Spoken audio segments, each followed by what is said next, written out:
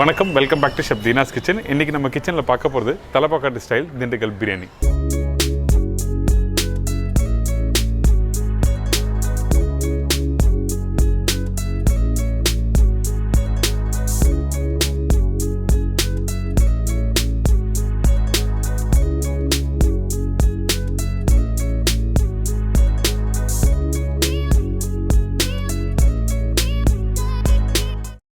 திண்டுக்கல் பிரியாணி சீரக சம்பா அரிசி வச்சு பண்ணுறது தான். நான் ஆல்ரெடி Zee Tvயில் இருக்கும்போது அஞ்சரைப்பட்டியில் திண்டுக்கல் பிரியாணி பண்ணேன். நீங்கள் நிறைய பேர் பார்த்து கமெண்ட்ஸ்லாம் கொடுத்துருக்கீங்க, சூப்பராக வந்திருக்கு பிரியாணி. ஸோ அதே மெத்தடில் அந்த பாய் சொல்லி கொடுத்தா பார்த்தீங்களா, அவர் பேர் கூட மறந்து போச்சு ஆக்சுவலாக என்னன்னு தெரியல. பட் அவர் சொல்லி கொடுத்த ரெசிபி அப்படி ஞாபகம் இருக்குது. அந்த மெத்தடில் தான் இன்றைக்கி இந்த திண்டுக்கல் தலப்பாக்கட்டு பிரியாணி எப்படி பண்ணுறது பார்க்க போகிறோம். எனக்கு தெரிஞ்ச ரெசிபி ஒரு அருமையான ஸ்டைலில் ஃபென்டாஸ்டிக்காக இருக்கும். நீங்கள் கண்டிப்பாக ட்ரை பண்ணி பார்க்கலாம். அதில் பர்டிகுலராக சின்ன வெங்காயம் அரைச்சி போட்டிருப்பேன். அதுக்கப்புறம் அந்த முழு கரம் மசாலா இருக்குது பார்த்தீங்களா, 30 கிராம்ஸ் யூஸ் பண்ணியிருப்பேன். அது எதுக்காக 30 கிராம்ஸ் யூஸ் பண்ணியிருக்கேன்னு சொல்லி செய்முறையில் கொடுத்துருக்கேன். அதில் 1.5 டீஸ்பூன் மட்டும்தான் இந்த பவுடர் மசாலா போட்டு இந்த பிரியாணி கம்ப்ளீட் பண்ணியிருப்பேன். கண்டிப்பாக ட்ரை பண்ணி பாருங்கள். இப்போ இந்த டிஷ்ஷுக்கு தேவையான பொருட்கள் என்னென்னு பார்த்தலாமா? திண்டுக்கல் தலப்பாக்கட்டு சிக்கன் பிரியாணிக்கு தேவையான பொருட்கள்: சிக்கன் 600 கிராம், சீரக சம்பா ரைஸ் 600 கிராம், வெங்காயம் 2 நம்பர், சின்ன வெங்காயம் 35 நம்பர் அதாவது 100 கிராம், தக்காளி 150 கிராம், பச்சை மிளகாய் 6லேருந்து 8 நம்பர், இஞ்சி பூண்டு பேஸ்ட் 1.5 டேபிள் ஸ்பூன், முழு கரம் மசாலா தாளிப்புக்கு ஏற்ற, சில்லி பவுடர் 3/4 டீஸ்பூன், கொத்தமல்லி 1 கைப்பிடி, புதினா 1 கைப்பிடி, தயிர் 100 ml, லெமன் 1 நம்பர், உப்பு தேவைக்கேற்ற, எண்ணெய் 150 ml, நெய் 3 டேபிள் ஸ்பூன், முழு கரம் மசாலா 30 கிராம் அதாவது பட்டை, லவங்கம், ஏலக்காய், பிரிஞ்சி இலை இதெல்லாம் 30 கிராம் எடுத்து வச்சுருக்கோம். இதாங்க இந்த ப்ரிப்பரேஷன் தேவையான பொருட்கள். ஃபஸ்ட்டு இந்த பிரியாணிக்கு நம்ம என்ன பண்ண போகிறோம்னா அரிசி ஊற வைக்க போகிறோம். இந்த சீரக சம்பா அரிசி ஊற வைக்கும் போது நிறைய பேருக்கு வர டவுட் என்ன கேட்டிங்கன்னா, இந்த அரிசி எவ்வளோ நேரம் ஊற வைக்கணும்? சில பேர் அரை மணி நேரம் 1 மணி நேரம் சொல்லுவாங்க. ஆக்சுவலாக அப்படி பண்ணக்கூடாது. கரெக்டாக நீங்கள் ப்ரிப்பரேஷன் ஸ்டார்ட் பண்ணுற டைமில் ஊற வைங்க. அதாவது அரிசியே கரெக்டாக மசாலா போடுறதுக்கு முன்னாடினா 20 நிமிஷம் ஊற வச்சா போதும். அடுத்தது நம்ம என்ன பண்ண போகிறோம்னா, நம்மக்கிட்ட இருக்க இந்த முழு கரம் மசாலா அதாவது பட்டை, ஜாவத்திரி, லவங்கம், ஏலக்காய், கருப்பு ஏலக்காய் இது எல்லாத்தையும் ஒன்றா போட்டு பவுடர் பண்ண போகிறோம். இந்த முழு கரம் மசாலா கரெக்டாக 30 கிராம் வச்சுருக்கேன். இந்த 30 கிராம் யூஸ் பண்ண போகிறதில்ல. எதுக்காக 30 கிராம் எடுத்துருக்க கேட்டிங்கன்னா, இந்த 30 கிராம் மிக்சியில் பவுடர் பண்ணுறதுக்கு ஈஸியாக இருக்கும். அதனால தான் 30 கிராம் போட்டு யூஸ் பண்ணுறோம். இந்த அரைச்சி முடித்த பிறகு இந்த பவுடரை எந்த அளவுக்கு யூஸ் பண்ணியிருக்குன்னு சொல்லிட்டு ப்ரிப்பரேஷன் உங்களுக்கு சொல்கிறேன்.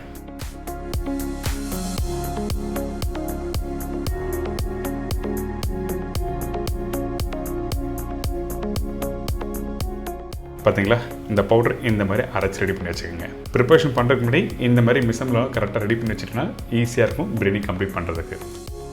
அடுத்தது சின்ன வெங்காயம். இந்த சின்ன வெங்காயம் 35 நம்பர் யூஸ் பண்ணியிருக்கேன்னு சொன்னேன். அதாவது 100 கிராம் சின்ன வெங்காயம் தான் 35 நம்பர். இதை நல்லா அரைச்சி இந்த மாதிரி எடுத்து வச்சுக்கோங்க. இப்போ ப்ரிப்பரேஷன் போகலாம். இப்போ தேவையான அளவுக்கு எண்ணெய் போட்டிருக்கேன். அதுக்கு பிறகு நெய்,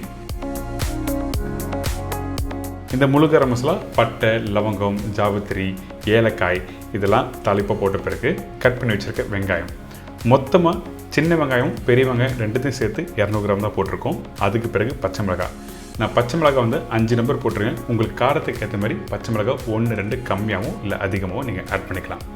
இப்போ இந்த வெங்காயம் ஒரு 30% அளவுக்கு வதங்கி முடித்த பிறகு அரைச்சி வச்சுருக்க வெங்காயத்தை ஆட் பண்ணுறோம். வெங்காயம் வதக்கிற பக்கம் ரொம்ப இம்பார்ட்டன்ட். அதனால தான் தெளிவாக உங்களுக்கு சொல்லியிருக்கேன். பெரிய வெங்காயம் 30% வதங்கி முடித்த பிறகு சின்ன வெங்காயம் போட்டு கரெக்டாக ஒரு 50 to 60% அளவுக்கு கம்ப்ளீட் பண்ணுறேங்க. இதுக்கு பிறகு அரைச்சி வச்சுருக்க இஞ்சி பூண்டு பேஸ்ட். இந்த ப்ரிப்பரேஷனுக்கு இஞ்சி பூண்டு பேஸ்ட் ரெண்டுமே ஈக்குவல் குவான்டிட்டி. பூண்டு எந்த அளவுக்கு எடுக்கிறீங்களோ அதே அளவுக்கு இஞ்சியும் எடுத்துக்கணும். ரெண்டுத்தையும் ஒன்றா அரைச்சி இதில் போட்டிருக்கேன். அதுக்கப்புறம் தக்காளி. இதுக்கப்புறம் எப்பவும் போல் அந்த கொத்தமல்லி, புதினா, சில்லி பவுடர், தயிர் எல்லாமே நம்ம போட போகிறோம். இப்போ கொத்தமல்லி, புதினா போட்டிருக்கேன்.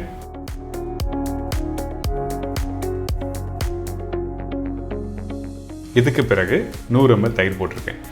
புளிப்புத்தன்மை அதிகமாக இருந்தால் கொஞ்சம் தயிர் கம்மி பண்ணிக்கலாம். புளிப்புக்கு ஏற்ற மாதிரி நீங்கள் போடணும். எனக்கு கிடச்சது ஃப்ரெஷ்ஷான தயிர், அதனால் 100 ml போட்டிருக்கேன். அதுக்கப்புறம் சில்லி பவுடர், உப்பு, இந்த மசாலா அதாவது நம்ம அரைச்சி வச்சுருக்கோம்ல அந்த மசாலா கரெக்டாக 1.5 டீஸ்பூன் யூஸ் பண்ணியிருக்கேன். அதிகமான பவுடர் யூஸ் பண்ண வேண்டாம், அப்படி யூஸ் பண்ணால் கசப்பு தன்மை வரும். மீதி பவுடரை நல்லா டைட்டான பாக்ஸில் போட்டு க்ளோஸ் பண்ணி வச்சுக்கலாம். நீங்கள் எப்போலாம் பிரியாணி பண்ணிடலாம் அப்படி யூஸ் பண்ணலாம்.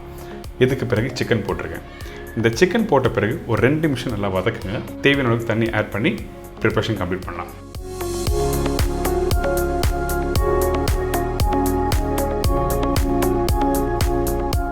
தண்ணி எந்த அளவுக்கு ஆட் பண்ண சொல்லிட்டு நிறைய பேருக்கு டவுட் இருக்குல்ல. அதாவது சீரக சம்பா 1 கப் எடுக்கிறீங்கன்னா அதில் 1.25 கப் அளவுக்கு தண்ணி ஆட் பண்ணணும். நிறைய பேர் லாஸ்ட் டைம் வந்து நான் எம்எல்ல சொன்னேன், எனக்கு எம்எல்ல வேண்டாம் கப்பில் சொல்லுங்கள் சொல்லி கேட்டிங்க. அதனால தான் 1.25 கப் அளவுக்கு தண்ணி போட்டிருக்கேன். 1 கப்பு சீரக சம்பா அரிசிக்கு 1.25 கப்பு. இப்போ தண்ணி ஊற்றி ஒரு மூடி போட்டு ஒரு கொதி வந்த பிறகு அரிசியை போடுறோம். அதுக்கு முன்னாடி கவனிக்க வேண்டிய விஷயம் என்னன்னா, இந்த மசாலா ரொம்ப திக்காக இருந்தால் அரிசி ஒன்றோட ஒன்று ஒட்டிக்கும். தண்ணியாக இருந்தால் மட்டும்தான் அரிசி தனித்தனியாக வரும். அதனால தான் தெளிவாக சொல்கிறேன், இந்த கறி வந்து நல்லா தின்னாக இருக்கணும். இதுக்கு பிறகு ஊற வச்ச அரிசியை போட்டிருக்கோம். இந்த அரிசியை போட்ட பிறகு எப்போ தம் போடணும்னு கேட்டிங்கன்னா, கரெக்டாக ஒரு 50 to 60% அளவுக்கு வெந்து வரும். அப்போது மூடி போட்டு கரெக்டாக தம் போட ரெடி ஆகிடும். அதுக்கு முன்னாடி எலுமிச்சைப்பழம் ஜூஸ் ஆட் பண்ணணும். அரிசி போட்ட பிறகு தான் எலுமிச்சைப்பழம் ஜூஸ் ஆட் பண்ணணும். நீங்கள் எடுத்த உடனே நீங்கள் எலுமிச்சைப்பழம் ஜூஸ் போட்டிங்கன்னா குக் பண்ணும்போது லைட்டாக அந்த புளிப்புத்தன்மை டேஸ்ட்டு மாறும். அதனால தான் கடைசியாக லெமன் ஜூஸ் போட்டுட்டு இந்த மாதிரி அரிசியை நல்லா மிக்ஸ் பண்ணணும்னு சொல்கிறேன்.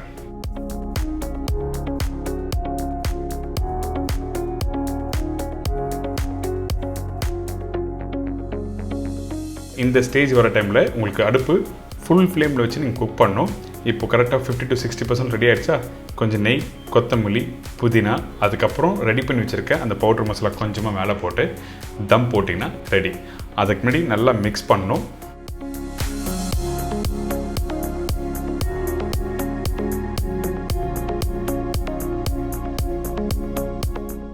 இப்போ மூடி போட்டிருக்கேன்.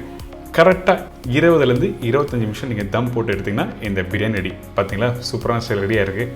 இன்றைக்கி ஒரு அருமையான ஸ்டைலில் திண்டுக்கல் தலப்பாக்கட்டு பிரியாணி எப்படி பண்ணுறது சொல்லி கொடுத்துருக்கேன். ட்ரை பண்ணி பாருங்கள், என்ஜாய் பண்ணுங்கள்.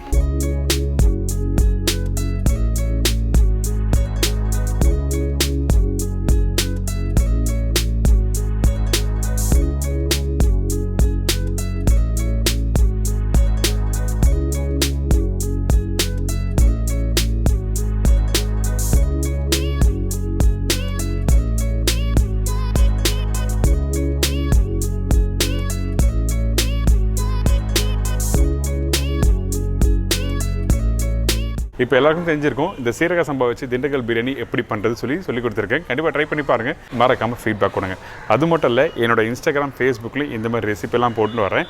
கண்டிப்பாக ஃபாலோ பண்ணுங்கள். இதே மாதிரி நாளைக்கு இன்னொரு ரெசிபி சந்திக்கிறேன். நன்றி, வணக்கம், see you, bye, take care.